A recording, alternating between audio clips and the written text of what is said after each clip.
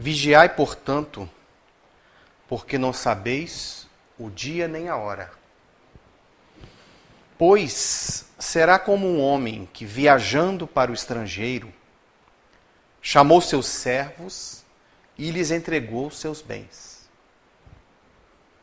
A um deu 5 talentos, a outro 2, e a outro 1, a cada um segundo a sua capacidade. E partiu para uma terra distante. Imediatamente, o que recebera 5 talentos saiu a trabalhar com eles e ganhou outros 5. Da mesma maneira, o que recebera 2 ganhou outros 2. Mas aquele que recebera 1 só, tomou-o e foi abrir uma cova no chão, e enterrou o dinheiro do seu senhor. Depois de muito tempo, o senhor daqueles servos voltou e pôs-se a ajustar contas com eles. Chegando aquele que recebera 5 talentos, entregou-lhe outros 5, dizendo: Senhor, tu me confiaste 5 talentos. Aqui estão outros 5 que ganhei. Disse-lhe o Senhor: Muito bem, servo bom e fiel. Sobre o pouco foste fiel, sobre o muito te colocarei. Vem alegrar-te com teu Senhor. Chegando também o de 2 talentos, disse: Senhor, tu me confiaste 2 talentos. Aqui estão outros 2 talentos que ganhei. Disse-lhe o Senhor: Muito bem, servo bom e fiel. Sobre o pouco foste fiel, sobre o muito te colocarei. Vem alegrar-te com o teu Senhor. Por fim, chegando o que recebera 1 talento, disse-lhe: Senhor, eu sabia que és homem severo, que colhes onde não semeaste e ajuntas onde não espalhaste. Assim, amedrontado, fui enterrar o teu talento no chão. Aqui tens o que é teu. A isso respondeu-lhe o Senhor: servo mau e preguiçoso. Sabias que colho onde não semeei e que ajunto não espalhei? Pois então devias ter depositado o meu dinheiro com os banqueiros e, ao voltar, receberia com juros o que é meu. Porque a todo aquele que tem, mais lhe será dado e terá em abundância. Mas aquele que não tem, até o que tem lhe será tirado. Quanto ao servo inútil, lançai-o fora nas trevas, onde haverá choro e ranger de dentes. Esse trecho se encontra onde nós lemos no Evangelho de Mateus, capítulo 25. Muito conhecido, tenho certeza que todo mundo aqui já ouviu muitas vezes esse trecho, né? A parábola dos talentos. Então, ela narra, como todas as parábolas, tem uma narrativa sintética, às vezes um pouco incoerente, porque o objetivo dele não é contar uma história, mas ilustrar um ponto. Então ele diz que um senhor, um homem de posses, teve que viajar para uma terra distante, chamou então os seus servos e lhes entregou os seus bens. A um 5 talentos, a um 2 talentos e a um 1 talento. E tendo entregue esses talentos, ele entregou de acordo com a capacidade de cada um. E viajou. Aquele que recebera 5, pegou os 5 talentos, levou, trabalhou com eles e produziu mais 5. O que recebera 2, a mesma coisa. Trabalhou com eles e produziu mais 2. O que recebera 1, cavou uma cova no chão, com medo, e enterrou ali o dinheiro do senhor. Muito tempo depois, o senhor voltou e chamou os servos a lhe prestar contas. Aquele que havia recebido 5, ele disse: Senhor, recebi os 5 talentos, trabalhei com eles e ganhei mais 5. Aqui tens o que te pertence. Ele diz: servo bom e fiel, foste fiel no pouco, da próxima vez te confiarei mais.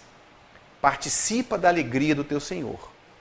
E o segundo, do mesmo jeito, entregou para ele os 2 que havia recebido, e o senhor lhe disse: servo bom e fiel, foste fiel no pouco, da próxima vez muito te confiarei. Participa da alegria do teu senhor. E o terceiro disse: senhor, sei que és um homem severo, porque colhes onde não semeaste e ajuntas onde não espalhaste. Por isso tive medo e enterrei o teu talento no chão. Aqui tens o que te pertence.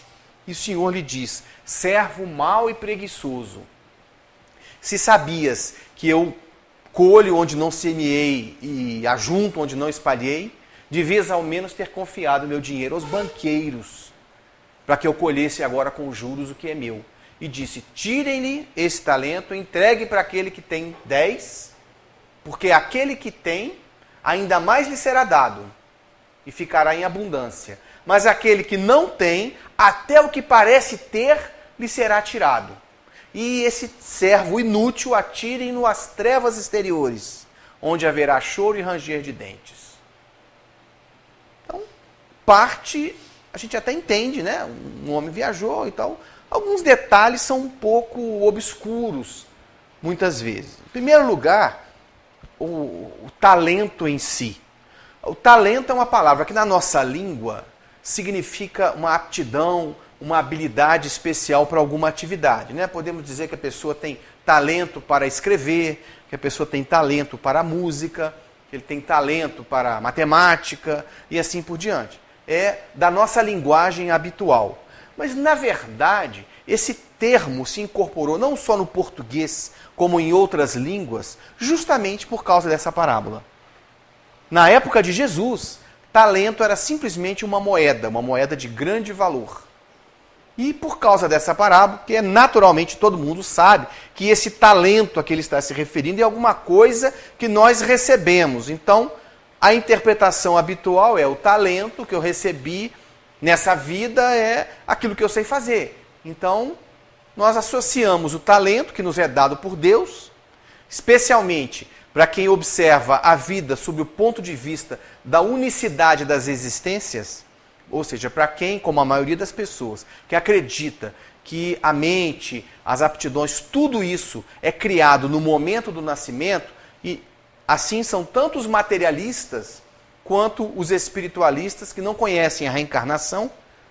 Você perguntar para alguém, algum cristão que não seja reencarnacionista, ele vai dizer: não, a alma é criada junto com o corpo, ou naquele momento ali. Então, tudo que eu tenho de aptidão, todos os meus, aí eu vou colocar entre aspas, talentos, me foram dados quando eu fui criado.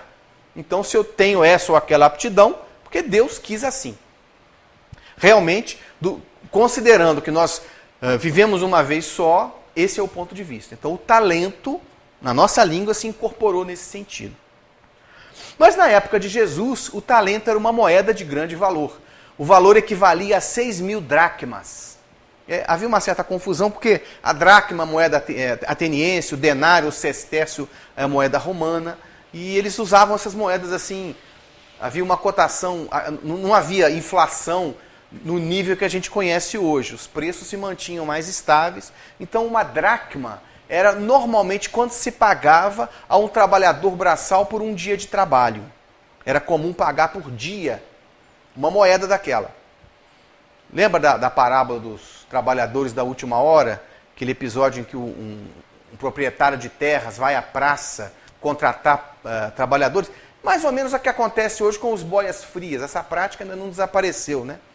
Essas culturas que exigem um trabalho manual grande na época da colheita, como a cana-de-açúcar, elas têm o trabalho sazonal. É só na época da colheita que precisa um monte de braços para ir lá e colher a cana. Então eles contratam, as pessoas vão para as regiões produtoras já contando de ter um trabalho duro durante um tempo curto e receber por dia de trabalho. Então isso naquela época também era comum. As pessoas recebiam por um dia e recebiam o salário de 1 dracma. Então, 6.000 dracmas equivaliam a um talento. É claro que essa cotação aí é aproximada, porque os registros históricos não são tão confiáveis. Não dá para a gente ter uma ideia do que era o talento, então. Equivalia a 6.000 dias de trabalho. Eu me dei o trabalho de fazer a continha, isso significava que um talento daria 22 anos de trabalho de um trabalhador braçal, se ele trabalhasse 5 dias por semana. Então, um talento, e isso é muito importante, porque os detalhes das parábolas fazem muita diferença. Havia outras moedas a que Jesus poderia se referir se ele estivesse querendo falar só de uma quantidade pura e simples. O fato dele ter se referido a um talento tem um significado especial. Então, o talento não era uma moeda que a pessoa punha na bolsa ou no bolso e saía para fazer compras no mercado. Talento era uma moeda usada para pagar impostos, para fazer empréstimos de uma cidade para outra, de um governante para outro, certo? 6.000 dias de um trabalhador. Bom, naquela época, talento era só isso. Jesus usou esse termo para indicar o que ele recebeu. Então, é importante observar que o talento, 5 talentos, 2 talentos ou mesmo 1 talento, não é um dinheiro que a gente recebe de salário. É, na verdade, um capital. Com 1 talento, você já pode abrir um negócio, negociar com o dinheiro. Então, esse é o outro aspecto. O dinheiro pode ser visto, às vezes, como o salário do trabalhador, no caso dos trabalhadores da última hora, ali só se refere ao dinheiro como o salário do trabalhador.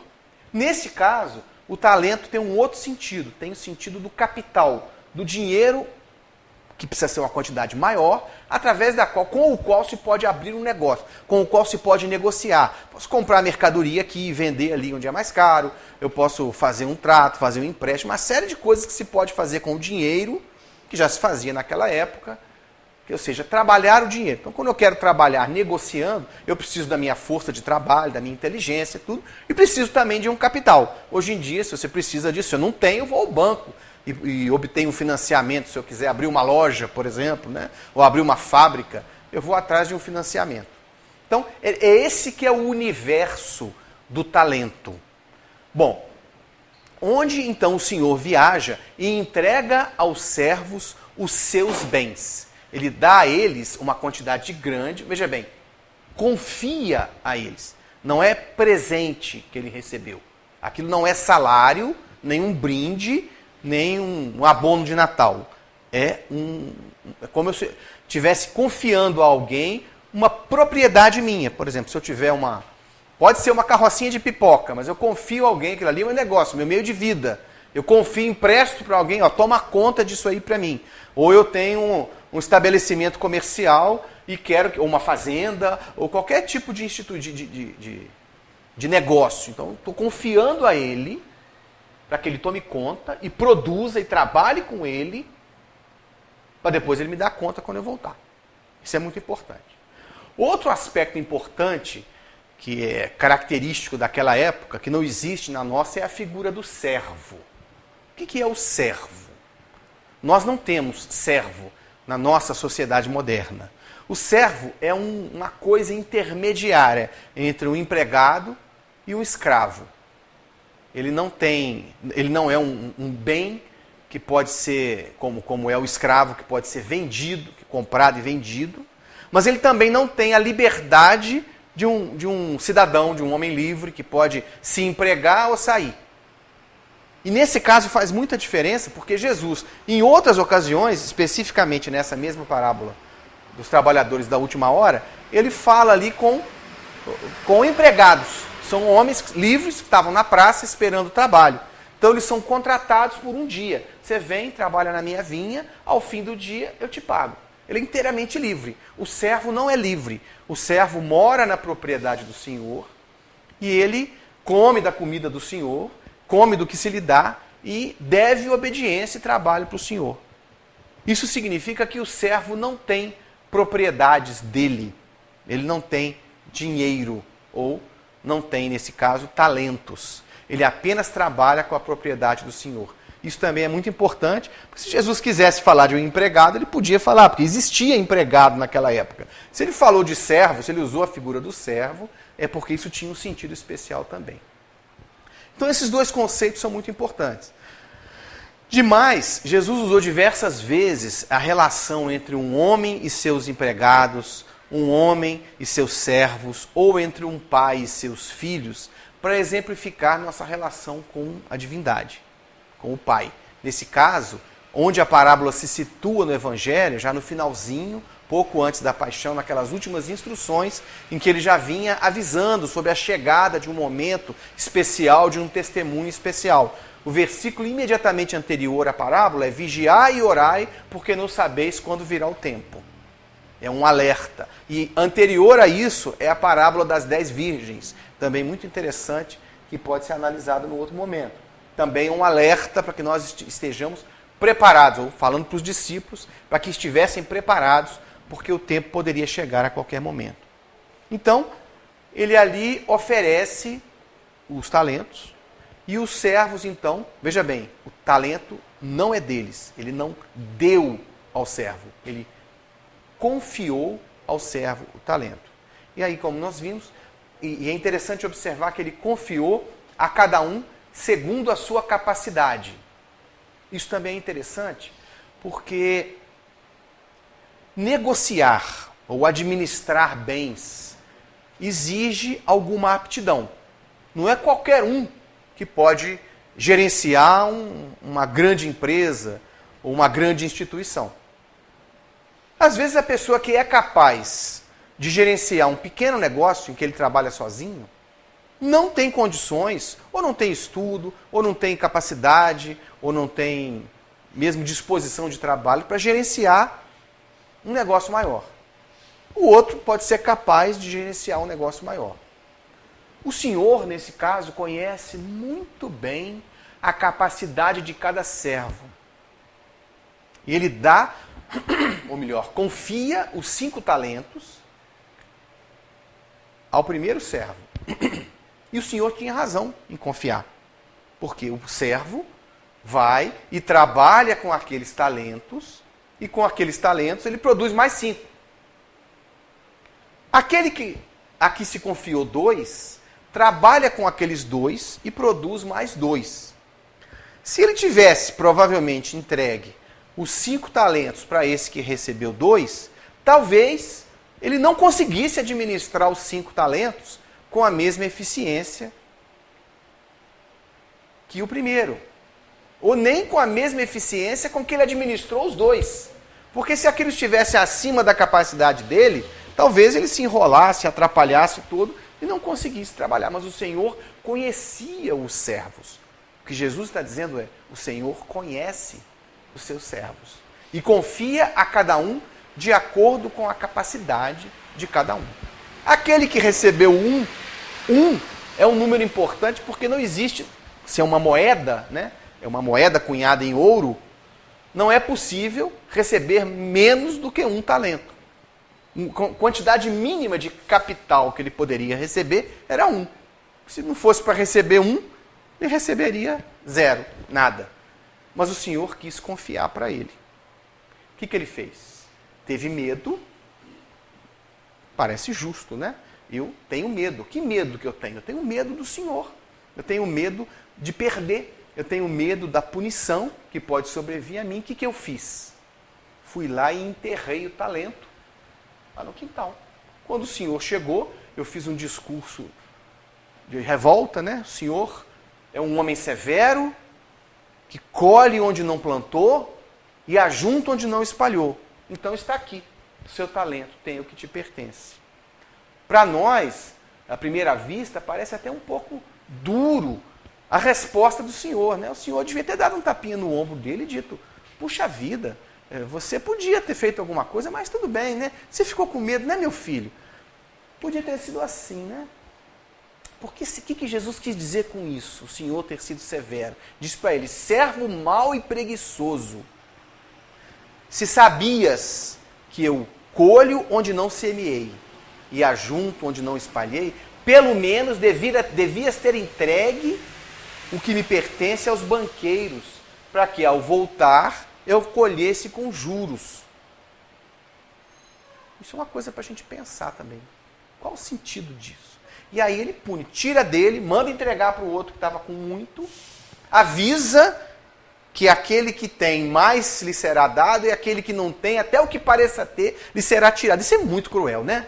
Pobrezinho do que não tem nada, vão tirar até o que parece ter, e o outro que já tem muito vai receber mais.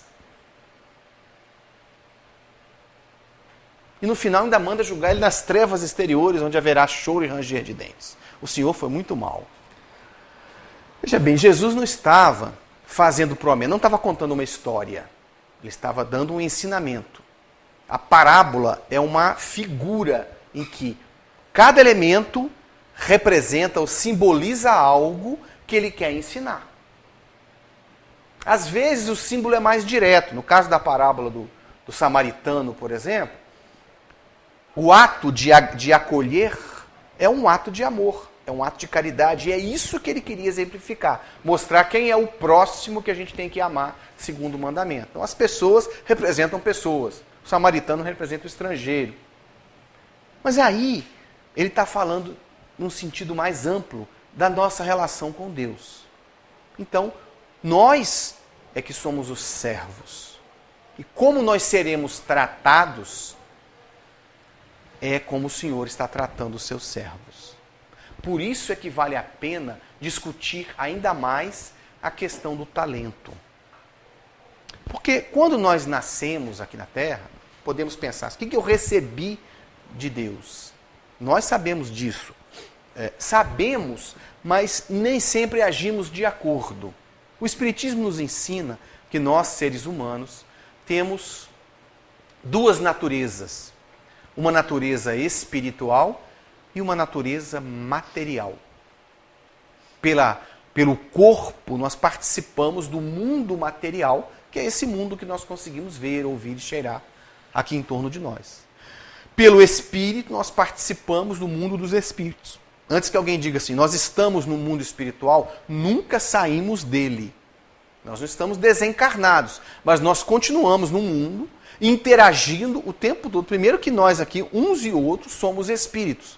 Não estou me relacionando com o corpo de ninguém. Estou me relacionando com almas, queira eu ou não. E segundo, há uma infinidade de espíritos desencarnados que influenciam e são influenciados por nós. Então nós nunca deixamos de participar da vida espiritual. Mas nós temos essas duas naturezas. A grande tarefa do Espiritismo é nos ensinar que existe a natureza espiritual. Porque nós, como seres físicos, que evoluímos a partir dos reinos inferiores da natureza, aprendemos, durante milênios e milênios, a agir de acordo com as necessidades da matéria.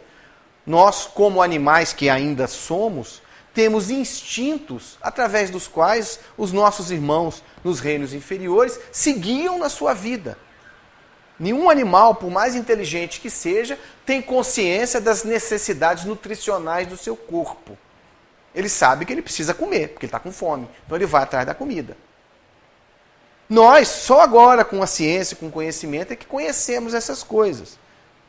Então sabemos que o corpo tem necessidade, detalhes da bioquímica, da alimentação.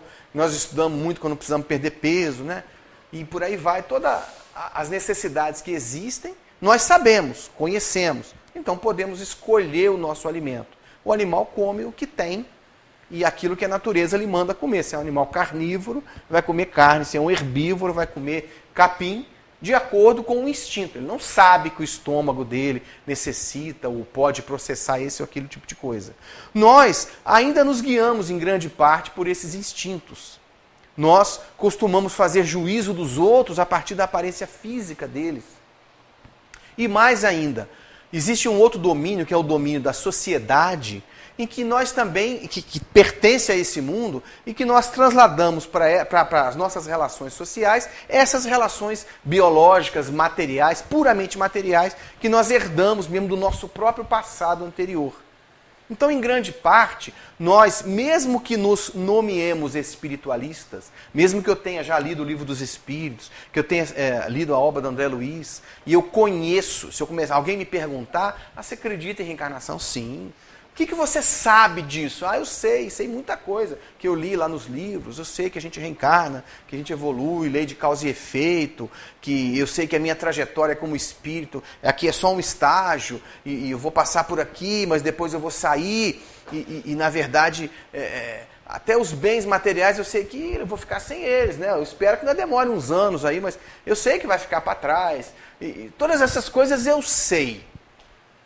Mas na hora de fazer as minhas escolhas morais na vida, eu faço as mesmas que o materialista faz. Isso é aquilo que eu gosto de chamar de um materialista prático. O materialista teórico, aquele que realmente, na sua mente, acredita que o ser humano se resume ao corpo físico, existem, mas são raros. Tem muita gente por aí que é materialista prático. Em tese, ele acredita na existência do espírito e tal. Mas isso não faz diferença na hora dele fazer as suas escolhas na vida. Na hora dele estabelecer o valor relativo das coisas. Na hora dele fazer juízos. Na hora dele se relacionar com as pessoas. Ou escolher os rumos que a sua vida vai tomar. Então, tem todo tipo de gente. Entre fazer uma pequena desonestidade que ninguém está vendo, ou agir de acordo com a minha consciência, como ninguém está vendo, eu vou fazer. Porque ninguém está vendo. Se não existe um sentido moral próprio, profundo, ninguém está vendo, o mundo é só esse, então eu posso fazer. O que fazer do meu horário livre? Dedicar ao estudo, por exemplo, da doutrina espírita, que é necessária para o esclarecimento, para o engrandecimento da minha mente, para eu dar sentido espiritual à minha vida, ou gastar com uma diversão? Diversão, descanso, todo mundo precisa. Mas será que eu estou dedicando algum tempo ao esclarecimento meu? Será que eu estou dedicando algum tempo, por exemplo, no serviço do próximo? Buscando o necessitado onde ele está? Necessitado material? Necessitado espiritual? Necessitado físico? Doente? O preso? Será que eu estou nas minhas relações humanas? Nas minhas relações, por exemplo, com a minha família? Preocupado apenas em manter a paz e obter da família aquilo que eu espero ter, quer dizer, a companhia, o afeto, e dou só o necessário para poder ter de volta? Ou eu estou realmente acreditando que ali existem uniões que permanecerão por um tempo infinito junto a mim e são famílias materiais, mas que podem se constituir em famílias verdadeiramente espirituais se eu fizer os investimentos corretos. Quer dizer, cultivar uma relação de paz, de respeito, de carinho com as pessoas que estão próximas de mim. Jesus disse, não ajunteis tesouros na terra, onde a ferrugem os consome e os ladrões o roubam. Ajuntai tesouros no céu. Os tesouros do céu são imortais. São os únicos tesouros que nós levamos conosco no momento da desencarnação. E o que são os tesouros do céu? São os atributos do espírito.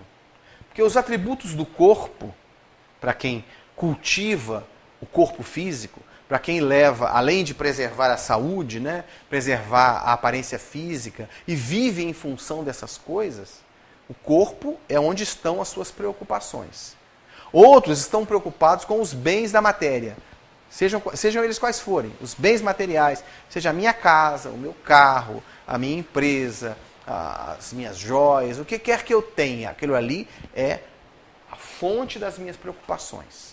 Eu passo o tempo todo preocupado com aquilo. Eu sou um materialista prático. Eu estou ajuntando tesouros na terra, onde os ladrões roubam, e roubam mesmo. Ladrão já existia na época de Jesus, existe hoje. Existe toda uma instabilidade social, financeira. O que pode acontecer com o meu dinheiro, com os meus bens? A minha casa pode sofrer um acidente, perder o valor, ser destruída, né? Se eu tenho dinheiro em ações, eu posso perder uma flutuação material. E aí eu pergunto o seguinte, se eu perder tudo isso, o que vai sobrar? Eu vou entrar em desespero ou eu vou ter serenidade para dizer, isso aí é acessório? Não estamos aqui dizendo, e nem a doutrina espírita ensina, a que nós desprezemos os bens materiais, desprezemos aquilo que nós assumimos na Terra. Porque tudo isso tem um valor muito importante, inclusive é parte do talento que nós recebemos de Deus. Olha, o corpo é o primeiro talento que nós recebemos. Antes que alguém se pergunte, mas peraí, não é esse o sentido que normalmente se dá à palavra? É verdade. A saúde física, a aparência física, faz parte disso. Se eu nasci numa família, essa família me encaminhou, especialmente nos primeiros anos de vida, né? Sem o devido cuidado no primeiro ano de vida, a pessoa pode carregar problemas de saúde emocional para o resto da vida, com solução muito difícil depois de muito tempo. Então, ter uma família afetuosa, que garanta aquela segurança afetiva que é a mais importante de todas nos primeiros anos de vida é fundamental. Então é uma coisa muito importante que eu recebi. Depois ter sido encaminhado na vida, porque eu passei aí 20 anos dependendo dos meus pais e sendo guiado por eles. Se eles não cultivaram em mim os valores corretos, adequados, não só para ser um cidadão de bem, mas também para ser um espírito de bem, um homem espiritualizado, encaminhado, eu posso perder muita coisa na minha vida. Então eu recebi. E aí eu me encaminhei. Tive algum tipo de formação profissional, me inseri na sociedade. A profissão, que faz uma parte importante do papel que nós assumimos diante da sociedade humana, também faz parte dessa máscara social que nós adquirimos. Além do corpo físico, além do nome que nós temos, a profissão e as roupas que nós vestimos, né? Os bens materiais que eu recebi. Mas a minha casa eu comprei fruto do meu trabalho. É verdade. Existe até uma historinha que o Emmanuel fala logo no livro Renúncia, ele fala que o perdão que Deus concede ao lavrador ocioso é a época de plantio que se repete todos os anos. Então, o lavrador que planta precisa colher para sobreviver. Existe uma época certa para se plantar. Cada cultura tem a sua época certa. Se passou a época do plantio, ou seja, se na época do plantio o agricultor, por preguiça, por imprevidência, não plantou, ele perdeu tempo.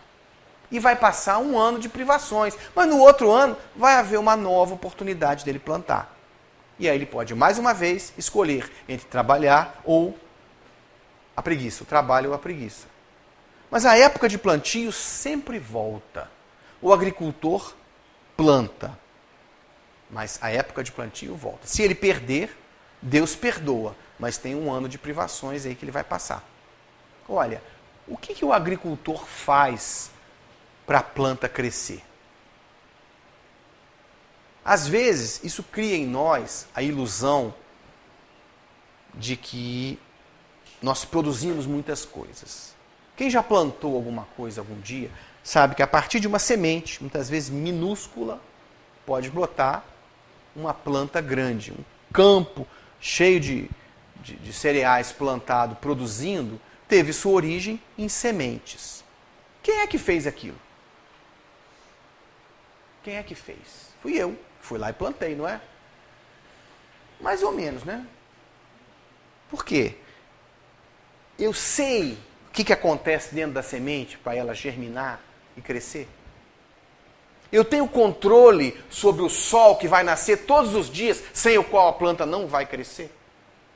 Lembra lá no Sermão da Montanha, quando Jesus fala, olhai as aves do céu, olhai os lírios do campo, nem Salomão em toda a sua glória se vestiu como um deles. Olhai as aves do céu, que não plantam nem ajuntam em celeiros, e vosso Pai Celestial as alimenta. Ele ainda diz assim, qual de vós poderia, com a força das suas preocupações, aumentar um tantinho, um côvado que fosse da sua estatura? Por mais preocupado que eu esteja com a manutenção do meu corpo, da minha vida, de toda essa estrutura a que nós nos referimos, que nós assumimos aqui na Terra, tem coisas tão simples, tão básicas, sobre as quais nós não temos nenhum controle. Eu queria ser um pouquinho maior. Eu tenho algum controle sobre isso? Nenhum. Absolutamente nenhum. Então, qual que é a participação do agricultor na planta que cresce?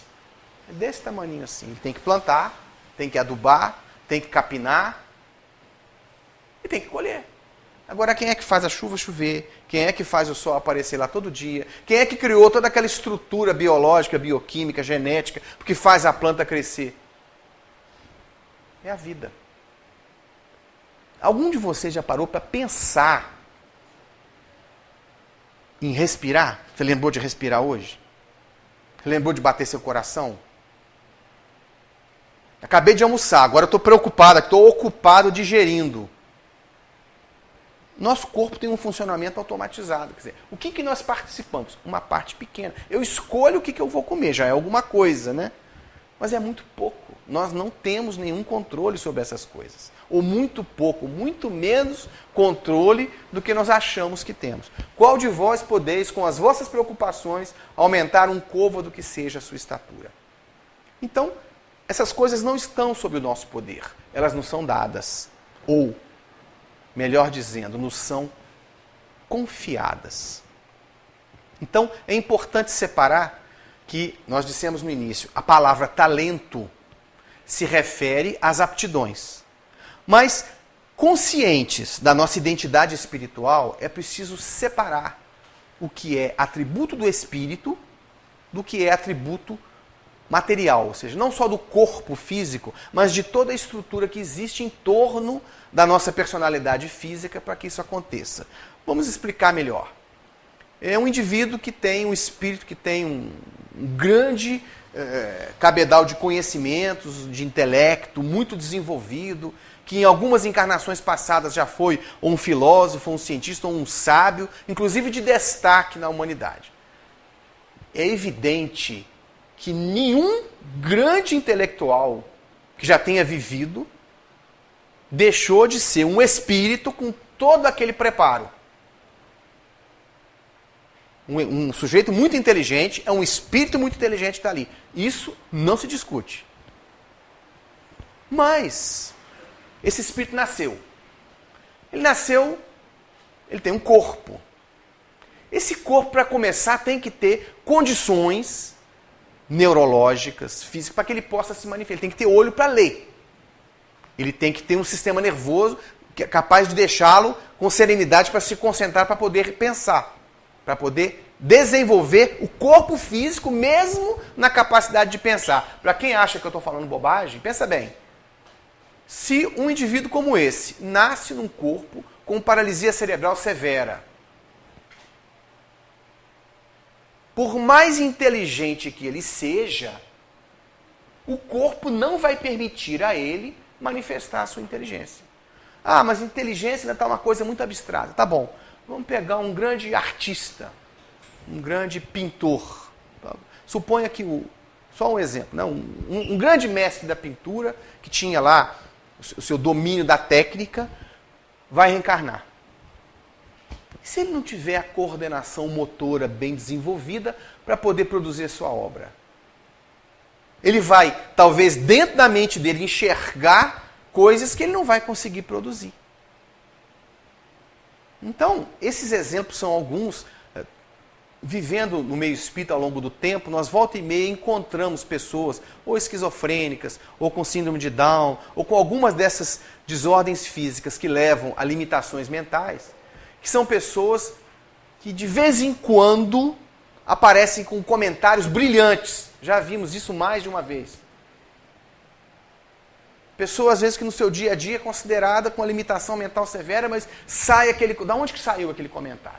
Pode ter sido mediúnico, mas com frequentemente é o espírito que se manifesta enquanto uma brechinha diante daquela barreira que ali está. Vou contar um caso pequenininho para vocês, que foi o que nós testemunhamos pessoalmente no grupo de que participávamos lá no Rio de Janeiro. Nós costumávamos visitar um lar de crianças especiais e lá havia vários tipos de desordens e um deles era uma menina com autismo. E ao contrário dos outros, ela era a única que nos recebia com um mau humor. Depois a médica explicou que o autista tem uma sensibilidade cutânea muito grande. A gente queria fazer carinho, mas para ela aquilo é desagradável e tal. Nós passamos a tomar mais cuidado. Mas ela nunca nos recebeu bem. A gente ia para lá com violão, um grupo do centro espírita mesmo, né? Cantava para eles, fazia roda. Alguns eram mais velhos, inclusive, mas todos se comportavam como crianças. E era uma festa, menos para essa menina. E um dia, curiosamente, na reunião mediúnica da mesma casa, ela se manifestou e disse para nós assim: eu não aguento mais. Guardamos essa frase. Era um espírito que estava ali, consciente de onde ele estava, consciente de que aquele corpo para ela era uma prisão. É um caso raro, mas acontece, de manifestação de espírito encarnado, né? De psicofonia de um espírito encarnado. Perfeitamente possível. Cadê o talento dela? Cadê toda a aptidão espiritual sem o corpo adequado para que ela se manifeste? E por aí vai. A educação que ele precisa receber para manifestar suas aptidões. O ambiente, se ele nasceu num lugar muito pobre, num país muito pobre, numa região muito pobre, sem acesso à cultura, como é que ele vai desenvolver isso? É muito difícil. E há uma série de coisas que pertencem a este mundo. Então, existe a aptidão do espírito.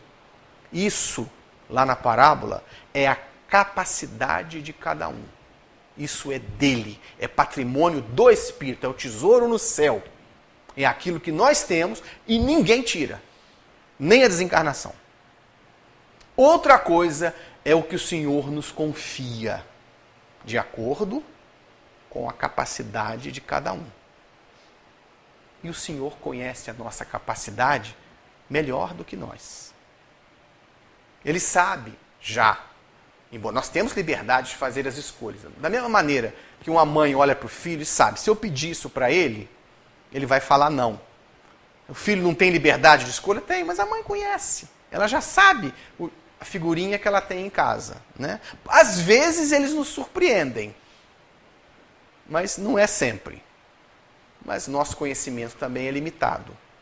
O pai é infinitamente sábio e ele conhece a capacidade de cada um e entrega para cada um segundo a sua capacidade.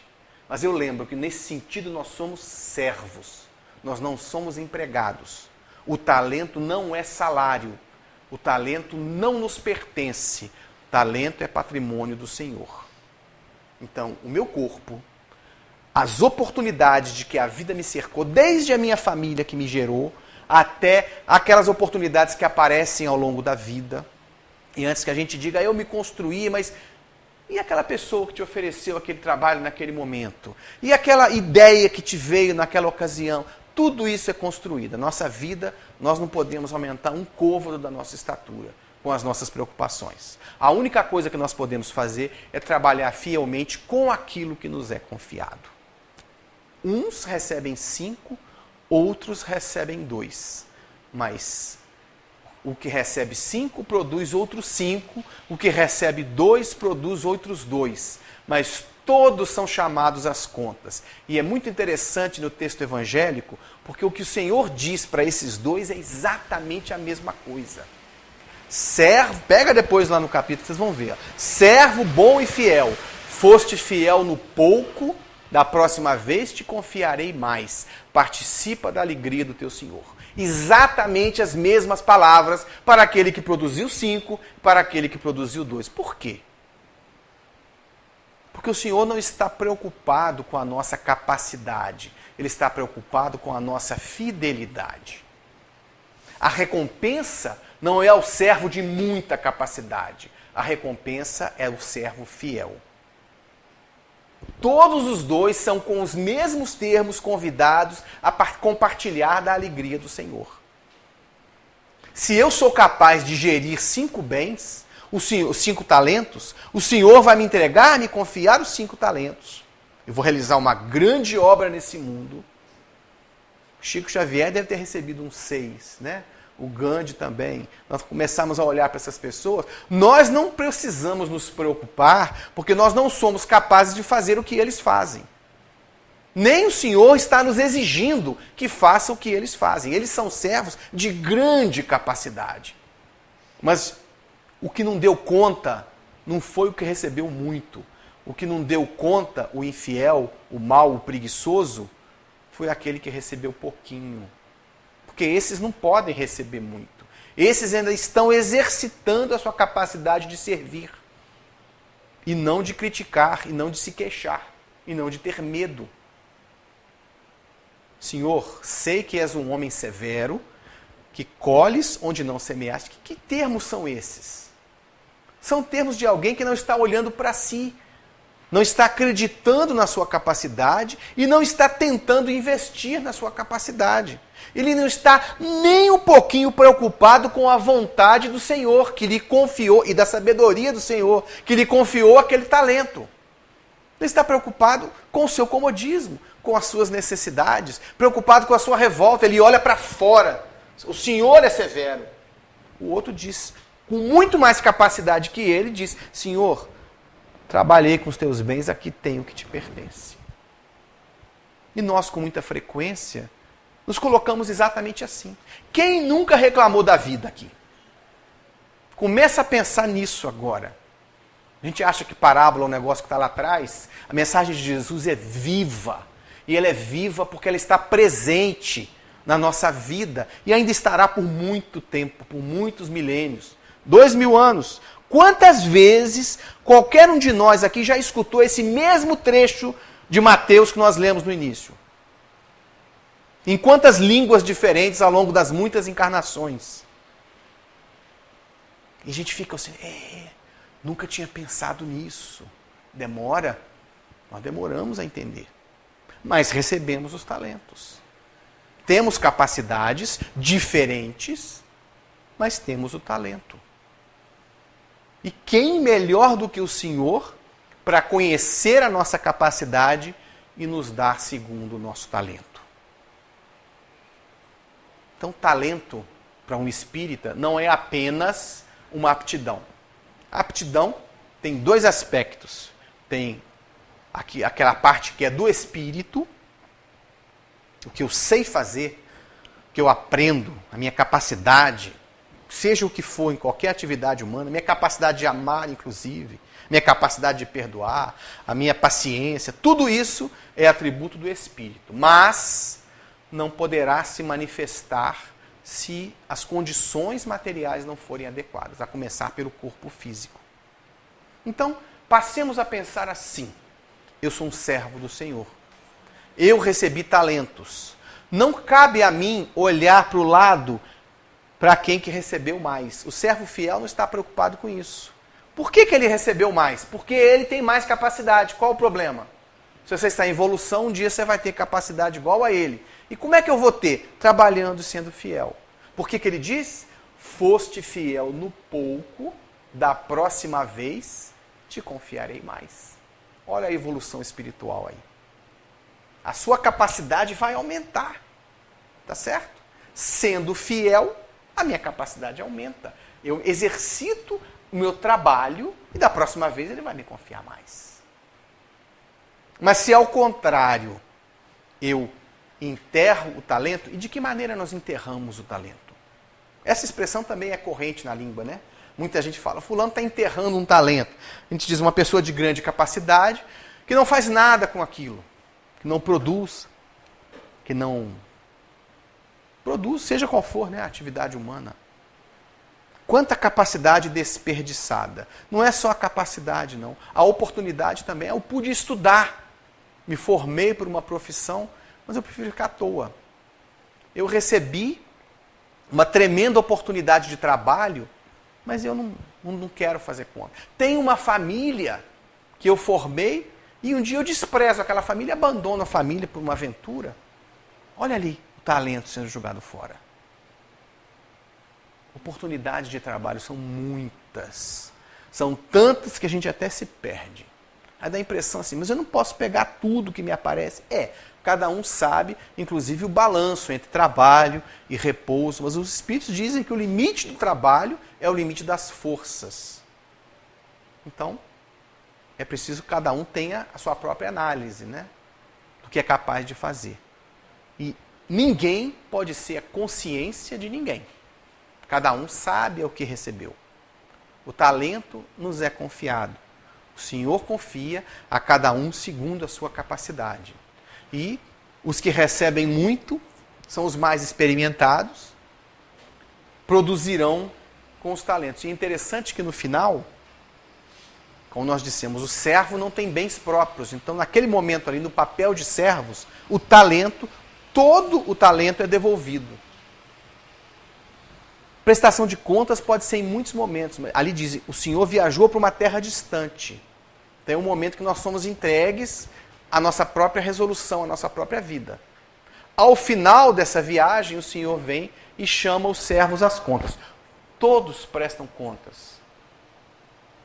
Todos. Não adianta eu ter orgulho de dizer que eu não presto conta para ninguém. Presta sim. Todo mundo presta. Se não for em outra hora, será no momento da morte. no dizer de Tomás de Aquino, quando a alma se encontra nua diante do Criador. Nua é o sentido assim, despida de toda essa máscara. O corpo, a aparência física, os bens materiais, a posição social, o nome, tudo isso que nós temos aqui, nós nos despimos e diante depois do Criador nós vamos prestar contas. Aí, queiramos ou não, estaremos de cara com a nossa própria consciência. O Senhor nos chama às contas. E os talentos que eu te confiei? Eu posso virar para ele e dizer, Senhor, estão aqui os seus 2 talentos que o Senhor me confiou, mas assim, eu trabalhei só metade do tempo, então só me rendeu mais um.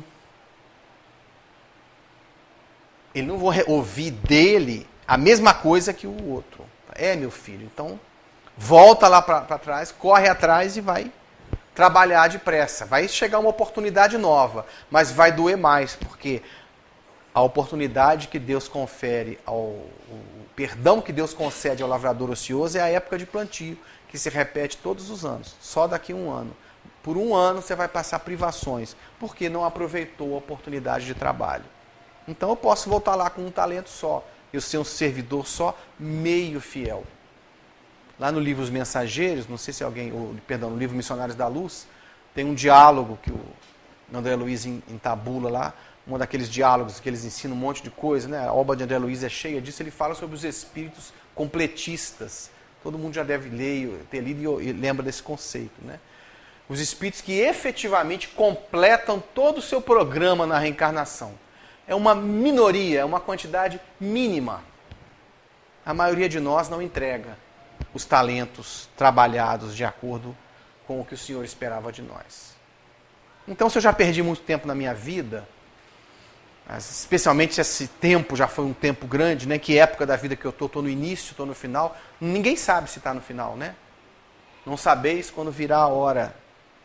Eu posso morrer amanhã, posso morrer essa noite, como aquele homem lá que mandou construir os celeiros, e naquela noite ele morreu e aquilo tudo não serviu para nada.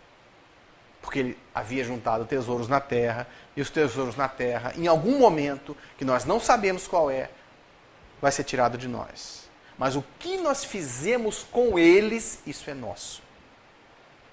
Se eu usei o meu dinheiro para atender os meus caprichos, para comprar coisas, para me agradar, ao morrer, vou ficar sem.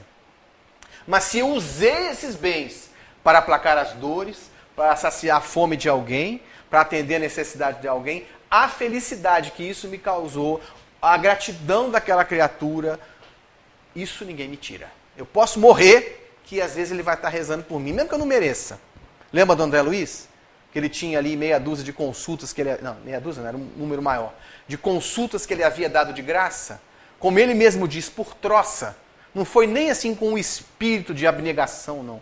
Eu estou aqui, eu sou médico, uma consultinha rápida. Atendo você, pobre, né? Na época dele não tinha INSS, então pobre tinha que pagar, ou então não tinha médico. Atendo você aqui. Mesmo ele não tendo agido com grandes espíritos de doação, a criatura estava orando por ele. E lá em nosso lar pesava para ele, ajudava ele. Aquela caridade que ele fez assim, como é que se diz? Com o pé nas costas. Isso é patrimônio dele. Ninguém vai tirar. Nem a morte tira. Mas se ele tivesse guardado aquele tempo para se divertir, aquele tempo já tinha passado. Se ele tivesse se recusado a atender aquelas pessoas, tivesse ido atender um outro que pagasse, tá bem, exerceu o seu trabalho, mas o dinheiro tinha ficado aqui. Mas a gratidão ninguém tira. Não é interessante? Acho que eu vou falar com o meu chefe para não me pagar mais não, para ele ficar só grato, né? Será que vai dar certo? É a história, nós somos responsáveis pelos bens. Nós temos que cuidar dos talentos. Eu não só tenho que devolver o produto, mas eu preciso também... o Buda tem uma história sobre do início do budismo.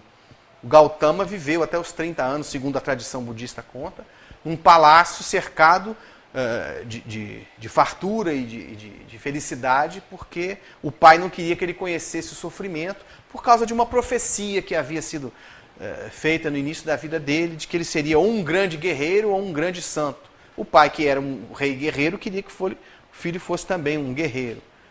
Então, o cercou de toda a fartura e felicidade, e ele até os 30 anos não havia conhecido a dor. nem a doença, nem a morte.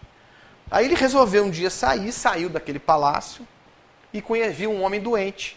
E aí ele conheceu a compaixão.